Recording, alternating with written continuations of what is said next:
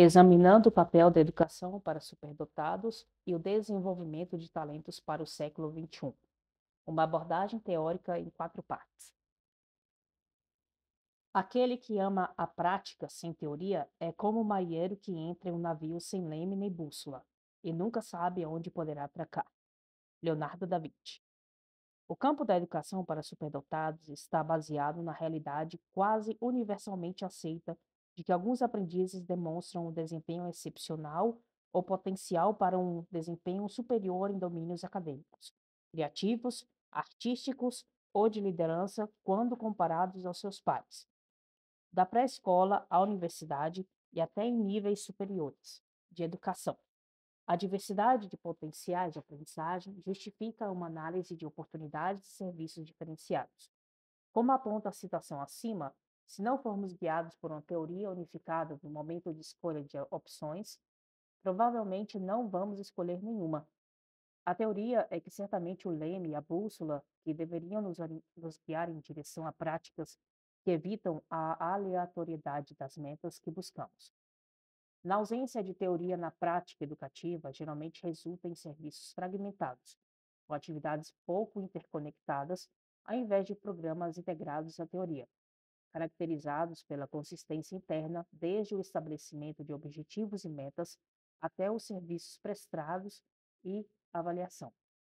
Sem uma base teórica firme e a vontade de seguir o caminho traçado, o que ocorre em sala de aula é muitas vezes uma reação a interesses políticos e comerciais, ou às vontades dos burocráticos criadores de políticas muito distantes da realidade da sala de aula.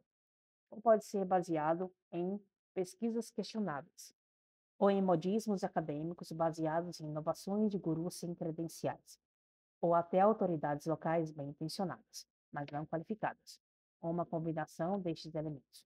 Mas a teoria em si não gerará uma diferença substancial se não for fortemente baseada em pesquisas, traduzidas em práticas lógicas relativamente simples de serem entendidas e implementadas, e que sejam flexíveis o suficiente para serem adaptadas de acordo com os recursos e dados demográficos locais. Teorias eficazes para a educação de alunos superdotados e talentosos necessitam de duas características adicionais e relacionadas. Primeiramente, a teoria deve demonstrar uma relação lógica entre os serviços oferecidos aos alunos e o conceito de superdotação que serve de base para o desenvolvimento daquela teoria. Uma teoria de aceleração que recomenda o uso de cursos avançados de matemática, por exemplo, deveria obviamente estar relacionada a um conceito de superdotação que tenha como alvo alunos com altas habilidades em matemática.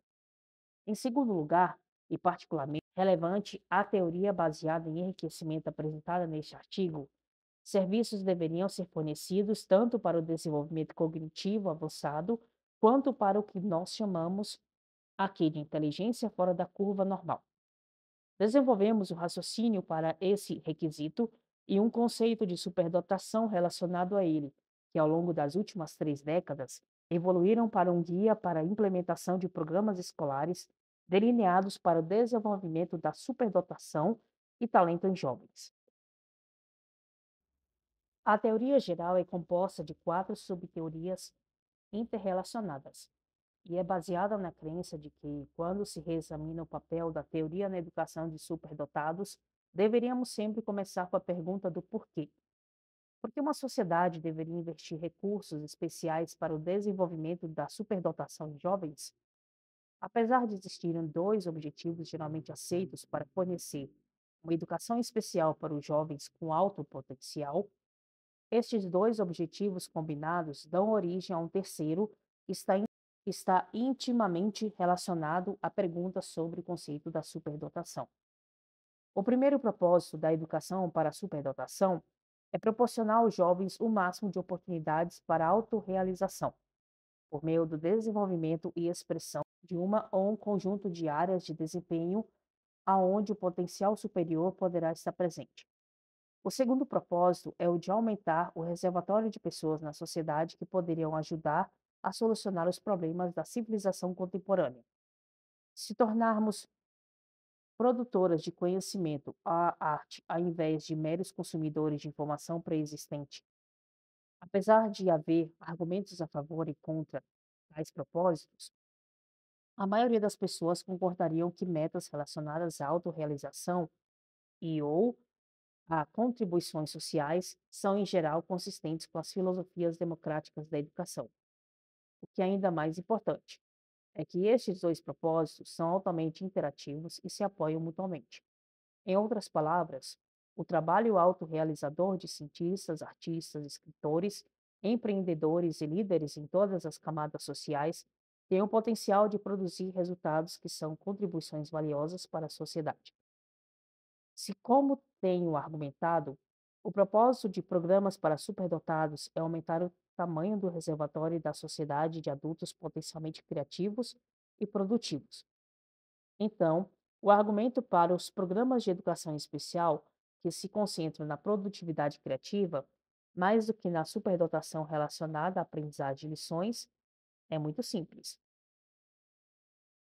Se concordarmos com essas duas metas de educação para superdotados, e se acreditamos que nossos programas deveriam produzir a próxima geração de líderes, solucionadores de problemas e pessoas que farão contribuições importantes em todas as áreas da produção humana, então o terceiro propósito da educação para os superdotados é mostrar a sensibilidade em modelar programas e serviços especiais de acordo com o modus operandi dessas pessoas. Ao invés daqueles que são bons aprendizes de lições. Essa visão não é um argumento contra os bons aprendizes de lições e daqueles que mostram altos níveis de desempenho e de consumo de textos. Mas bons aprendizes de lições deveriam estar na esfera da educação geral, da melhor qualidade que as escolas podem oferecer a todos os alunos, de acordo com suas necessidades e aptidões individuais.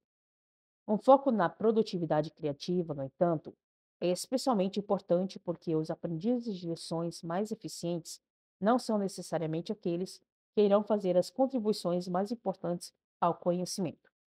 E nos dias atuais, na era da expansão exponencial do conhecimento, seria mais sábio considerar um modelo que focalize em como os nossos alunos mais hábeis acessam e fazem uso da informação ao invés de meramente em como eles acumulam, armazenam e recuperam informação. Essa teoria geral está baseada no trabalho de muitos pesquisadores e acadêmicos e, como qualquer outra teoria, tem a intenção de sintetizar conhecimento acumulado e espera-se motivar mais pesquisas. E claro, o resultado final de uma teoria em um campo aplicado não é apenas uma prática efetiva para o público-alvo, que neste caso seriam principalmente professores e estudantes, mas inclui também os administradores e criadores de políticas.